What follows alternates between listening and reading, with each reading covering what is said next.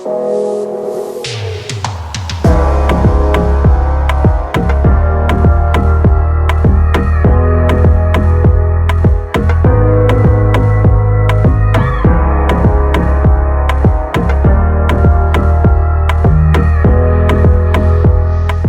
guys, welcome back to Circdehsonae. Today's look is going to be this sunset skull, which is actually a revamp from a skull I did a couple years ago. So I just decided to revamp it and see what I could do different. Jumping into the tutorial, I already used a glue stick to glue down my brows. I'm going to take some concealer and then blend that all out. Once I'm done with that, I'm going to take a white liner. I'm just going to start mapping out all of my shapes. Mind you, my shapes are not anatomically correct, so please do not come for me. I'm just doing shapes that I'm comfortable with. I've been doing skulls for a while, so this is just what I do. I just slowed down the process a little bit so you guys can kind of see what shapes I create. It's a lot of squiggly lines that connect to each other, and it just makes the effect so much more better, at least to me. And then we're going to do the exact same thing on the rib cage using that white liner and just creating a not anatomically correct rib cage. Alright, so now that that's all done, I'm going to take some SFX white base, and this one is from Makeup Revolution. This is a cream based product. I'm going to take a very dense brush and then start to tap that into the skull portion. I'm just going to use the lines as my guide and just try to really stay away from crossing over that line. It's okay if you do, but I'm just going in with the face and the rib cage as well. Make sure that you set this once you're done. We are going to take the rainbow palette from Makeup Revolution. I'm taking these three colors here, which is the light orange, the really deep orange, and yellow. Starting off with the lighter orange, I'm just going to start mapping, or not mapping, but like contouring my face using that line that I made in the beginning as a guideline as well. So I'm just going to go back and forth between the light orange, the dark orange, and just kind of blend those two together so they diffuse together. And I'm going to do the exact same thing on the rib cage. Everything here, you can kind of just see what I'm doing. If I don't explain it correctly, my bad. But I'm just adding shading in the white portion, trying not to cover the entire white part. I am going to do a gradient effect, so it is going to go from the darkest orange to the yellow, which is why I'm kind of laying down that dark orange first. Then we're going to go in with the yellow, and we're just going to blend those two colors together. That way they diffuse really nicely. I'm going to use this all over my entire face and my chest. So now I'm going to take the BH Cosmetics Blacklight highlighter, which you all know is my favorite highlighter. I'm going to go back and forth between that yellow tone and the white tone and just start to highlight the highest points of my face, just to kind of blend everything in as well so there's no like harsh lines.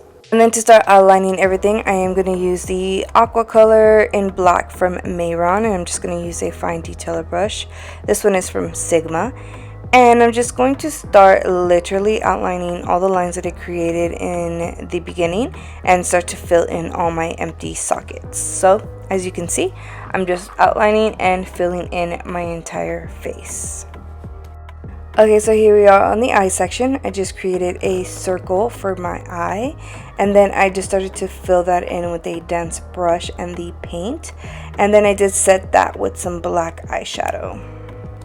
Didn't end up liking the shape like that, so I did start to kind of define my shapes here just to make sure that it looked a little bit more angry like and not so soft. So I created a little peak where my brow bone is and connected everything together. Now we're going to do the exact same thing on the rib cage portion. So I'm just going to go in and start to outline the entire rib cage here. Be very careful on where you place your black, because if you place your black somewhere where it's not supposed to be and you try to remove it, it's probably going to mess up the entire thing. So just be very careful. Alright, so this is what it looks like once it's all pretty much outlined. As you can see, there are some empty spaces where the skin is showing. That is what I'm going to fill in with some more black, just to kind of define all of my shapes a little bit. Taking the same aqua color and that dense brush, I'm just filling in my empty spaces.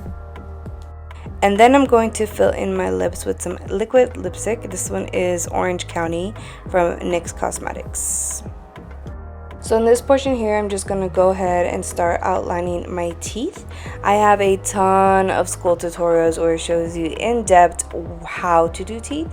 I could do another video about it, but I'm kind of over teeth, so just revert back to those videos. And a short explanation is just creating lines from that center line downward and upward. That's it. And then I am going to start creating some details, so I'm going to create some space in between my very dark areas. I'm just going to create a very thin line to outline those areas, and make sure that you leave a space in there, like don't connect everything, because it makes a difference for sure.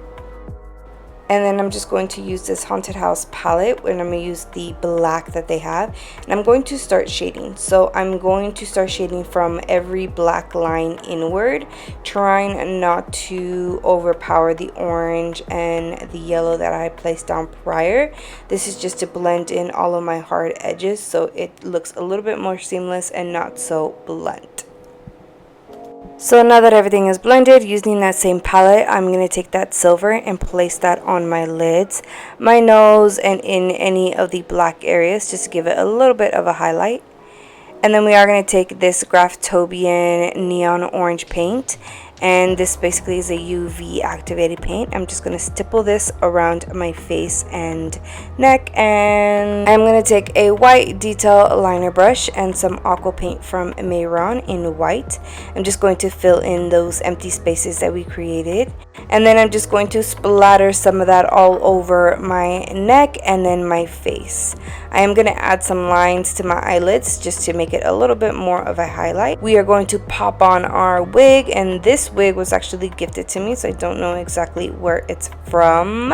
And then I did pop on my mesh contacts, and these are from Cameo Eyes. And that pretty much concludes my look for today. Thank you so much for watching and for showing my Halloween looks so much love this spooky season. If you happen to create any of my looks, please tag me. I would love to see and share your work. Other than that, I will see you in my next video. Love you. Ciao.